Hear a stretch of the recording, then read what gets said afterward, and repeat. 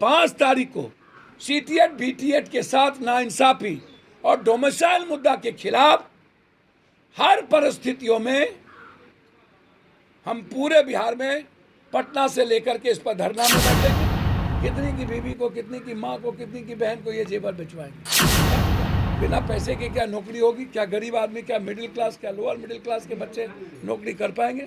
नमस्कार, मैं रिया और आप देख रहे हैं बिहार इंस्टॉट्स। आज राजधानी पटना में शिक्षक अभ्यर्थियों के द्वारा जोरदार विरोध प्रदर्शन किया गया और डोमिसाइल नीति के खिलाफ लगातार प्रदर्शन हो रहा है। बिहार में इस पर खूब राजनीति भी हो रही है। ऐसे में बता दें कि अब जाप सुप्रीमो पप्पू यादव ने ये ऐलान कर दिया है कि 5 जुलाई को वो सीटेट बीटेट के अभ्यर्थियों के साथ पटना में धरना प्रदर्शन करने वाले हैं। क्या कुछ कह रहे हैं पप्पू यादव, वो आप सुने। हर कीमत पे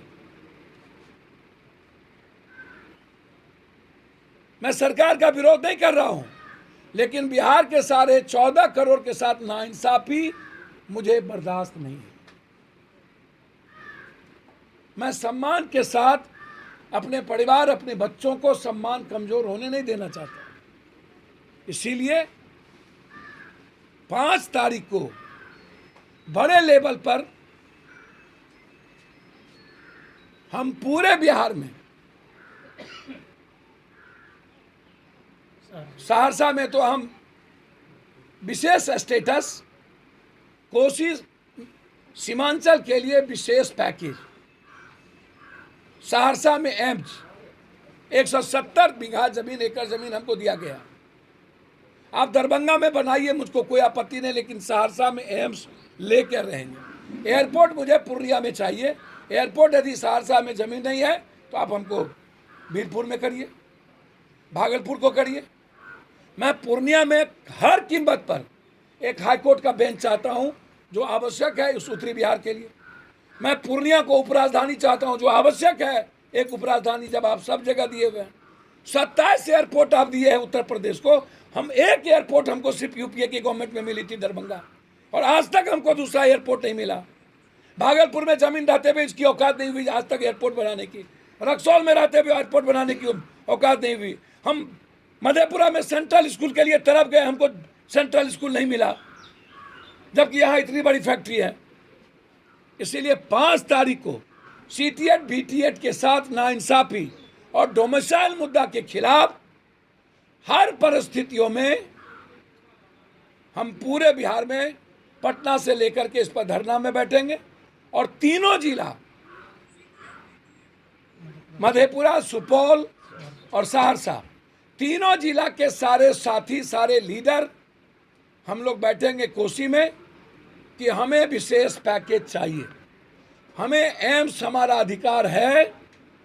दरभंगा 200 किलोमीटर पर है, सहरसा 450 किलोमीटर पर। मुझको आश्चर्य होता है कि इस पॉलिसी के पीछे कितने धननाट, कितने एजुकेशन माफिया हैं, कितने पदाधिकारी IAS अफसर है, जिसको कि कितने भूख है, कितने पेट में पैसा चाहिए, कितने आम लोगों के पैसे की इसकी भूख है, कितने घर को खाली करेंगे, कितनी की बीवी को, कितनी की माँ को, कितनी की बहन को ये जेवर भिजवाएंगे। कब तक वसूली जारी रहेगा एक बच्चों से बार बार? कब तक एक ही मुर्गी कितने बार हलाल होगी? आप हमको बता दीजिए। और ये सही प्रक्रिया नहीं है। और मैं अभी भी इस पक्ष में नहीं हूं कि सीटीएट बीटीएट जिसको आप नियुक्ति पत्र दे रहे थे 4 लाख, 8 लाख, आप उसको कह रहे हैं कि आप यदि रिटर्न एग्जामिनेशन में पास होंगे तभी आप नियमित होंगे, जो 4 लाख पहले से है, अन्यथा आप नियोजित ही रहेंगे। आप तो पहले ही उसको गाली पड़ा दिए, माफिया बना दिए, कुछ नहीं किए। उसके बाद आप क्या कर रहे हैं? अब आप 4 लाख वाले को कह रहे हैं कि आप पास करिए। अब 4 सालों से जिसको दोहरा देने के बाद, जिसने किताब नहीं छुआ हो एग्जामिनेशन के बाद, उस लगातार अपनी प्रक्रिया में हो, अब उसको आप रिटर्न एग्जामिनेशन की बात कर रहे हैं। चलिए, ये भी हम समझ गए कि आप रिटर्न एग्जामिनेशन की बात कर रहे हैं। हमको आप ये बताइए कि रिटर्न एग्जामिनेशन का वो क्वेश्चन आए और वो सेंटर तय हो गया कि किनको पास करना है, किन पैसे वाले को निकालना है। क्या इसमें जो जीनियस होगा वो निकल पाएंगे? क्या इसमें जो कॉमन और आम आदमी बच्चे होंगे, जो टॉपर होगा, क्या वो निकाल पाएंगे? या पप्पू यादव का बेटा, पप्पू यादव का परिवार जो दलाल है, जो पैसा देता है, वैसे लोग निकलेंगे? बिना पैसे के क्या नौकरी होगी? क्या गरीब आदमी, क्या मिडिल क्लास, क्या लोअर मिडिल क्लास के बच्चे नौकरी कर पाएंगे? मेरा सबसे बड़ा सवाल यहाँ ये है। दूसरी बात, सरकार कहती है, बहुत क्लियर है उस मामले में, कि मेरे यहाँ साइंस और मैथ का उपयुक्त टीचर नहीं है।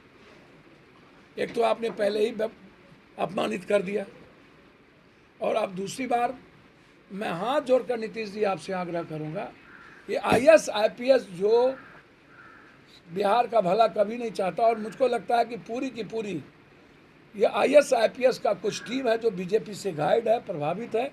बीजेपी इसमें कंप्लीट रूप से इन्वॉल्व है, ताकि तो आपने जाप सुप्रीमो पप्पू यादव को सुना, जिन्होंने नीतीश कुमार से हाथ जोड़कर ये भी अपील की है कि IAS अधिकारी जो होते हैं वो कभी भी बिहार का भला नहीं चाहते हैं, और उन्होंने ये कहा कि डोमिसाइल नीति के खिलाफ जो है वो 5 जुलाई को सीटेड बीटेड के अभ्यर्थियों के साथ धरना प्रदर्शन करने वाले हैं। और वहीं ये भी उन्होंने कहते हुए नजर आए हैं कि कहीं ना कहीं इस नीति से जो है धांधली भी हो सकती है। इसमें कई ऐसे जो रिश्वत दे के बच्चे जो हैं वो शिक्षक बन सकते हैं, और जो इसके असली हकदार होंगे वो शिक्षक नहीं बन पाएंगे, उनके पास उतने पैसे ही नहीं होंगे। इसमें धांधली का भी उन्होंने कहा है, और कहा है कि जितने भी IAS अधिकारी होते हैं वो अधिकारी कभी भी नहीं चाहेंगे बिहार का भला हो, वो कहीं ना कहीं बीजेपी से भी मिले हुए हैं। तो बता दें कि इन्होंने कहीं ना कहीं जो है बिना सरकार, केंद्र सरकार का नाम लिए हुए केंद्र सरकार पर भी जमकर निशाना साधा और बीजेपी पर भी कटाक्ष करते हुए नजर आए हैं। तो फिलहाल के लिए इतना ही। चैनल को सब्सक्राइब कर ले, फेसबुक पेज को लाइक कर ले। वीडियो देखने के लिए आपका शुक्रिया।